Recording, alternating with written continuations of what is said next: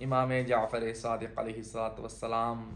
توحید مفضل میں فرماتے ہیں کہ جانتے ہو خدا نے انسان کو عقل کیوں عطا فرمائی ہے اور اس عقل کا کیا فائدہ ہے؟ مولا فرماتے ہیں اس لیے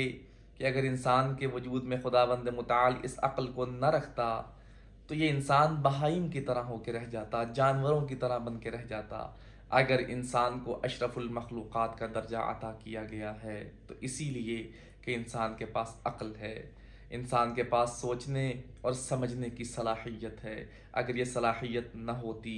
تو بہت سے ایسے کام، بہت سی ایسی چیزیں جنہیں جانور سمجھ سکتے ہیں، انسان انہیں بھی سمجھنے سے قاصر رہ جاتا۔ خداوند متعال نے انسان میں عقل اس لیے رکھی کہ انسان باقی تمام مخلوقات سے ممتاز ہو کے زندگی بسر کرے، اور انسان کو اسی لیے اشرف المخلوقات کا درجہ عطا فرمایا کہ انسان کے پاس عقل کی صلاحیت ہے، انسان کے پاس سوچنے اور سمجھنے کی صلاحیت ہے۔ یہ کوئی بھی کام بغیر سوچے اور سمجھے نہیں کرتا۔ اسی لیے عاقل انسان